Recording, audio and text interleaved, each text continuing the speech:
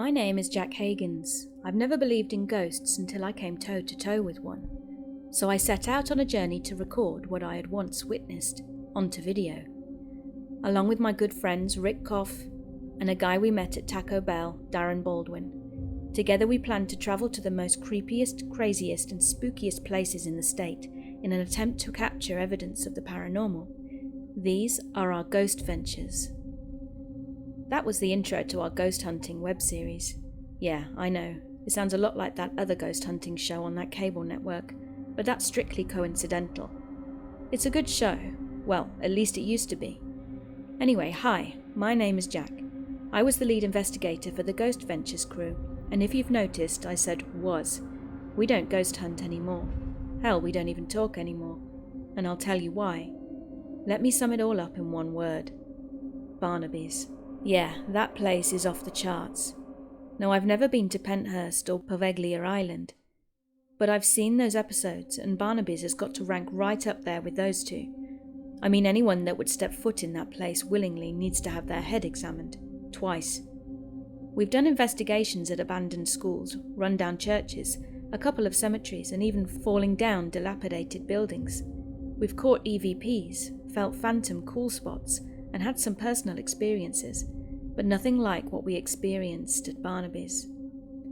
Now, part of the agreement that we made with Mr. Barnaby when we investigated that place was that if any weird or strange things happened, we would write them down as a story and give it to him in exchange for letting us investigate the store for free.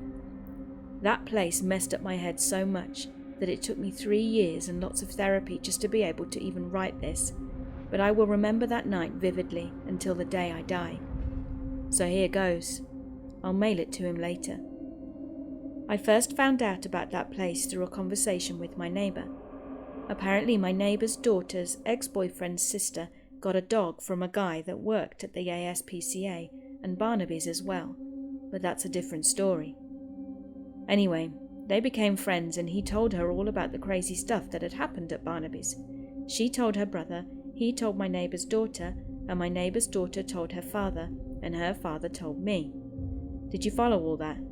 So I did some research and found out that yes, there was a very old grocery store called Barnaby's, a few towns over. Newspaper articles revealed that all kinds of horrible events and freak accidents happened at that store, and the store was built on Indian burial grounds. That's what got me interested in investigating that place. Sure, we've investigated cemeteries before, but Indian burial grounds? That's on a different level. I looked the place up on Google Maps and got a phone number and the directions to the store. I called the phone number and talked to a very nice man named Pat, who graciously agreed to let us come and investigate his store that Saturday night at 9 p.m. Pat agreed to meet us Saturday afternoon to do some interviews and to get some pictures to use in the show. I called Rick and Darren and told them that I'd found an old grocery store to investigate. I didn't mention the Indian burial ground thing though, and they were excited and looking forward to going. Saturday came and Darren borrowed his aunt's minivan as he always did, since none of us had a car. He picked up Rick and we all met back at my house before heading to the store. Now, we were in no way a professional ghost hunting team. We didn't have any real equipment like the big name teams do. We used our old iPhone 5s as cameras and that had a night vision app, and also used it to capture EVPs, and that's it. For those of you that don't know what an EVP is, it stands for Electronic Voice Phenomenon. It's believed to be the voices of spirits speaking to the living unintentionally, meaning a random word or phrase spoken for no apparent reason. Or it could be intentional, such as someone asking a question and the spirit responds with an answer. But always be careful, some spirits are not nice. We all hopped in the van and made the hour drive to Barnaby's. Just as we were pulling into the parking lot, out of the corner of my eye I saw 3 little Native American boys, about 8 or 9 years old, standing on the sidewalk outside the store. I turned around and told Rick to get a shot of it. He replied, "A shot of what?" I turned back around and they were gone. "No freaking way! They were right there," I said, pointing to the sidewalk. "Who?" Darren asked. I just shook my head. "Never mind. Forget about it," I mumbled. We parked the van and got out. If I knew then what I know now, I would have gotten back in that van and never stepped foot in that store. I walked over to the spot where I saw the kids and found 3 small eagle feathers on the ground. I was totally freaked out at this point. I just left them there. Rick and Darren went to knock on the door, and soon after an old man emerged from inside the store and introduced himself as Pat. We all shook hands and introduced ourselves. I told Pat about the 3 kids that I'd seen, and he started tapping his toe and clapping his hands and said, 1 little, 2 little, 3 little Indians. You know, that old children's nursery rhyme. Then he chuckled to himself. Okay then. I thought to myself, this guy is a few sandwiches short of a picnic. Anyway, we conducted our interview and he told us all about the crazy things that have happened there and gave us some history on the place.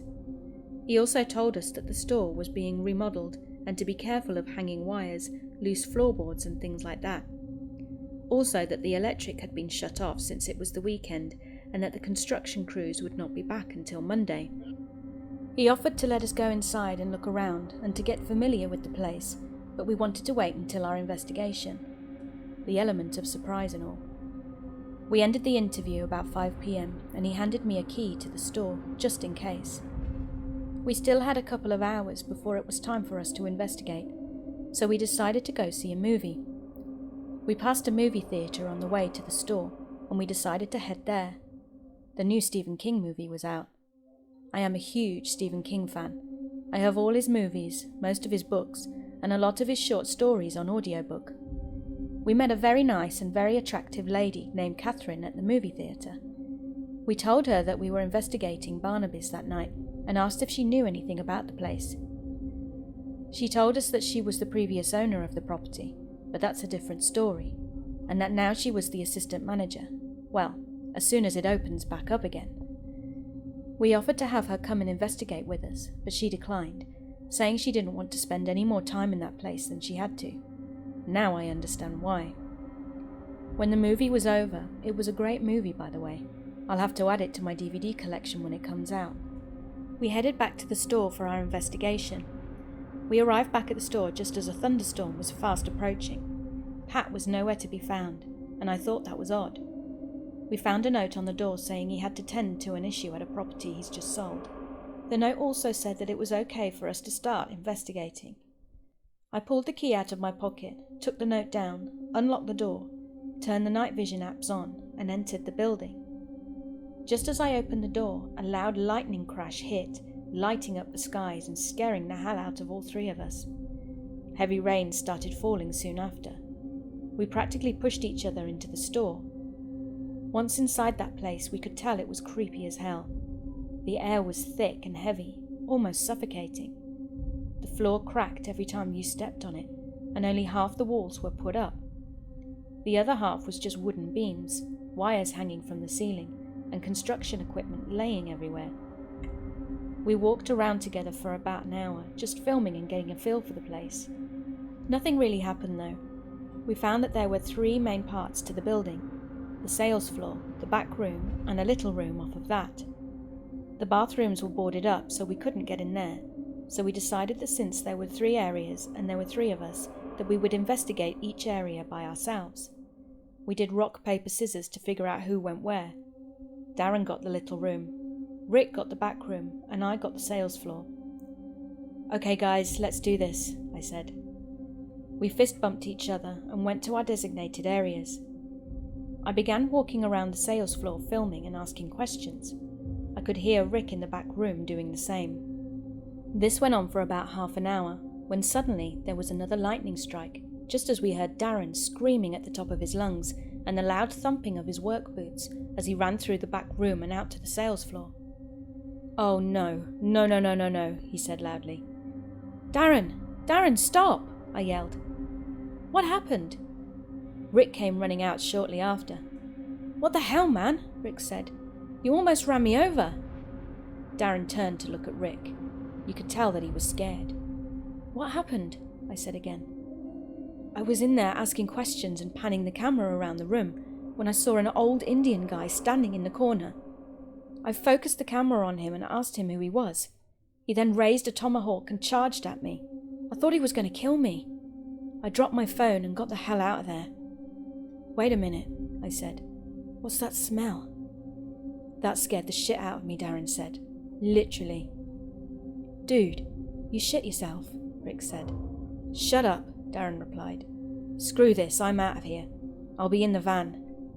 He then stormed out to the front door. I looked at Rick and he looked at me. Just then, another loud lightning crash. I'll go get the phone, Rick said as he ran off toward the back room. He returned shortly after and handed me the phone. It was still recording, but luckily it wasn't broken. I stopped the recording and we reviewed the video, and sure enough there was an old Indian in the corner who charged at the camera. The phone then fell to the floor face down, with the camera shooting upward. That same Indian was seen leaning over the lens, staring into the camera. Then he just disappeared. We caught an EVP, but we couldn't understand what was being said. What's up with that Indian? Rick asked. Yeah, maybe I should have mentioned this earlier, I said. But this place is built on Indian burial grounds. What? Are you crazy? Cemeteries are one thing, but I ain't messing with no Indian spirits. Here's my phone, I'm out, he said. Fine, I yelled. I'll do it myself. The slamming of a door was heard soon after. I put both phones in my pocket and began to walk around asking questions. I did this for about 15 minutes when another lightning strike hit and all the security lights came on, blinding me through the night vision. There's no electric in this place, I thought. What the hell is going on? The lights began to flash like a strobe light on crack, and the entire building began to shake, causing me to fall back against a large piece of machinery. A low humming sound could be heard that soon turned into what sounded like drumming. I began to hear Indian war cries in my head. Not my ears, but my head. I grabbed my head and screamed, "I'm not afraid of you!" Then suddenly through the walls and the floor came transparent images of about 25 Native Americans on horses, screaming and swinging tomahawks at me. Okay, now I'm afraid, I thought. They're trying to kill me. I could feel the breeze from the tomahawk swings as they barely missed my head. I screamed like a scared little schoolgirl and started running towards the door. I slipped on one of those loose floorboards and fell face first to the ground, knocking myself unconscious. I woke up about 3 hours later on the sidewalk somehow, drenched from all the rain. It was 3:17 in the morning, the witching hour. The clock at the bank across the street told me that. I slowly get to my feet, then looked over to my right, and I saw the same 3 little Indian boys standing there just like before. They were completely dry, even in the pouring rain. I screamed again and ran to the side of the building to get in the van, but it was gone. They'd left me there, and I never saw those guys again. In retrospect, I don't blame them. Another lightning strike scared me half to death. So much so that I began to run, screaming down the middle of the road. Thankfully, there were no cars out that late. I finally stopped running and screaming and called my neighbour. He was kind of upset, but he agreed to come and get me. I waited across the street at the bank until he showed up.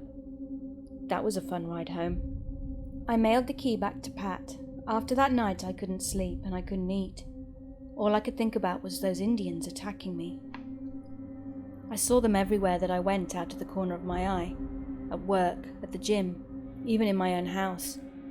I called a therapist about a week later, and I've been seeing her 3 times a week for the past 3 years. I didn't even look at any of the footage. I just threw away all the phones, and I never ghost hunted again. I just couldn't do it after that. I heard that Darren had gotten a job as a camera operator for the UFC and is making a pretty good living at it.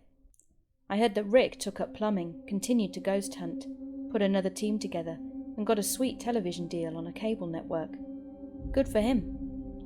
And me? Well, I just moved into my new apartment. My neighbour's name is Nick, but that's a different story.